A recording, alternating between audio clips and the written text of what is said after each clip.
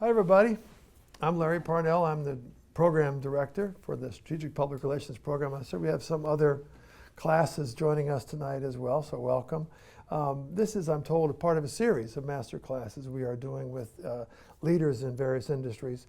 And when I was asked to come up with someone in our industry, I thought of Barri first for lots of reasons, not the least of which she's a friend and I've known her for a long time, but also because she's the first woman to be the CEO, is that the proper title? Proper title. CEO of a major global firm, and that's a big deal. And you know, one of the things Larry and I were talking about before is, you know, the financial side of the business. And I think, you know, so many people I ask, and I'll ask you guys, like, how many of you are really excited about a balance sheet and running a P&L?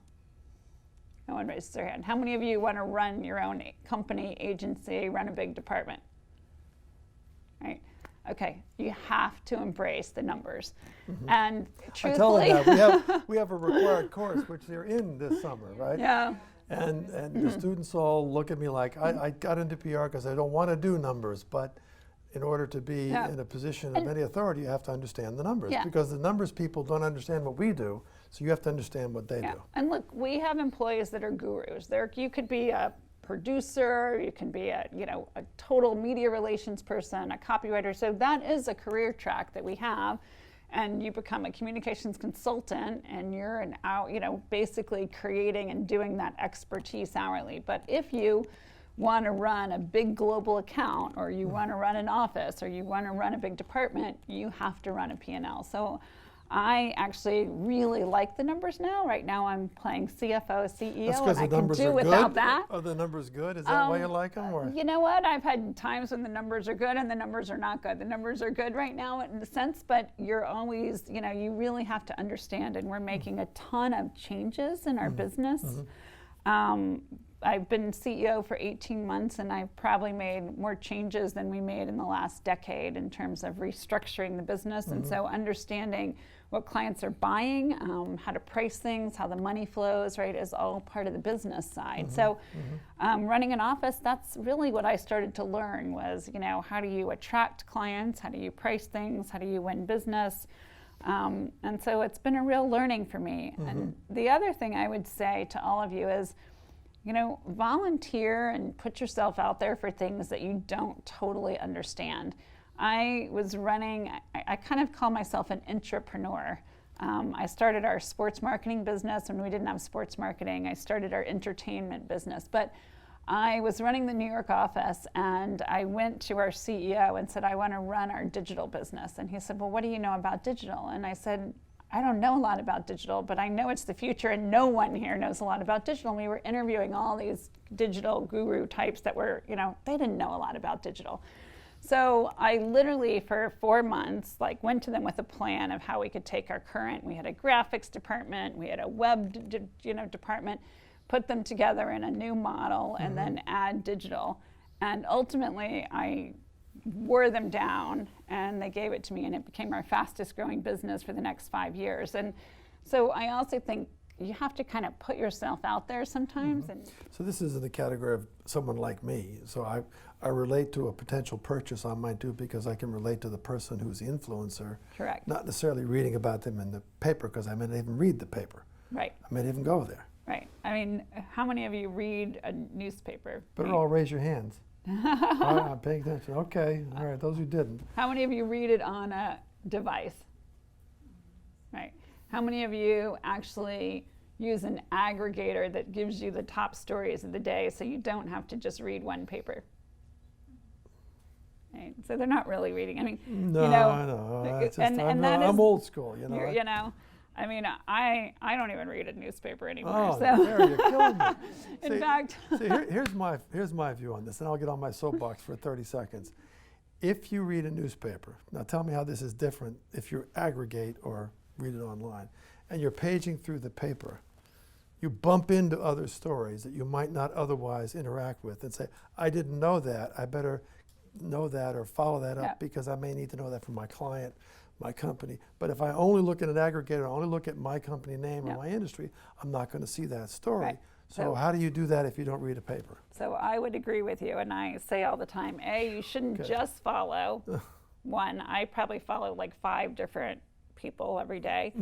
And some of them, like Alan Murray does a CEO report every morning. Right. And it's the top business stories globally. So I get Fortune and his point of view, which I think is one point of view, right? But then you might go to Mashable because you want to see a younger point of view and a different, diverse point of view. And then, Quartz is another one I like that has like their top stories. And one of the things I'm finding too, running a global company, in the morning I listen to often BBC radio because I think a lot of our paper, and I still love the New York Times and the Washington Post and the Wall Street Journal, so I get a lot of their stories aggregated, and I do have the New York Times on my iPad so I can go look at stuff. Okay.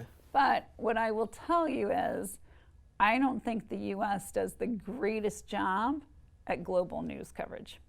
I think that's probably And true. so It's by having it's very U.S. centric. very US centric. And Yeah. so by looking at BBC versus this versus that, I think in different aggregators that are more global, I actually think you get a lot of perspective. Now, what I also say though is you need to read the art section and the science section and the food section. So if you just follow business news every day, you're only going to get one thing, or Right. political news every day. Right, so right.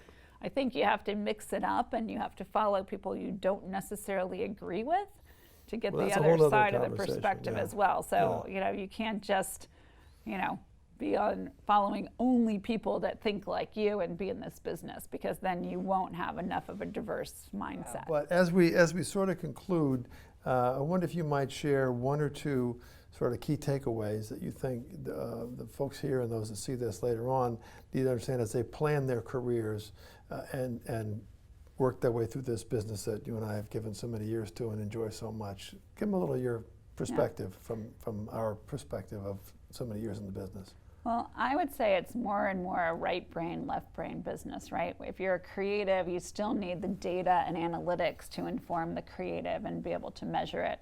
If you're running a P&L, right, you need to have the data to decide, where are you going to double down on business? What are the areas of growth? What types of experts are you going to do? So I do think developing both sides is important. I think that also it is a changing business. And what I would say is if you heard anything today is I think it's one of the most exciting places to work right now because it's at the epicenter of reputation and brand and corporate reputation. But what you learn in school, you can't rest on your laurels. It is changing so fast. The technology is changing, how we communicate with people. Their attention span is decreasing and decreasing, and the amount of content that's going in. So how we're going to break through, how we're going to get their attention, is going to take, I think, more and more creativity, more and more really thinking and authentic communication. And I think we're going to just, block out a lot of things as we do curate what we read. So understanding that curation process and really understanding the end consumer or buyer that you're trying to reach and influence is going to become more and more critical. So what I would say is, get ready for a fun ride, but know your education is just starting here. And, I have reverse mentors and people I work with all the time. I was just in my son's home, and he's like, Alexa, I'm home, and like everything in the house goes on. And I'm like, wait, what did you just do? He's like, oh yeah, I have it set. My lights go on, this goes on, that happened, So, it's like, so what's voice? And, we're looking at voice now, and what is that going to mean for our business? And how do our clients' products come up if we're asking Alexa questions, right? So, it is just What's Alexa doing with the data that she gets? And, what's she doing with that data? And are there good things to be done with that data too? And, if it's just, someone pitched me on an idea, one of our creatives for a client, and that had Alexa listening for certain things. And I was like, I don't know how I feel about that yet, right? But it is going to happen. I now invest in, AI databases to pick influencers. And if you told me I would have 3 databases that I pay for and I trained 200 people this year to use those databases, it's not where we were in the business. No. So I think that, really being attuned to what's happening, what are the trends in societal trends, economic trends, pop culture trends, and how they're going to impact the brands and the businesses you're going to work on is what's going to make you really successful. So that curiosity and staying tuned into all that is what makes us better professionals. And I think we sometimes learn the discipline, but you know, that overall intellectual curiosity is really key to me. It's a great business. All right, thank you all very much, and thank you everyone very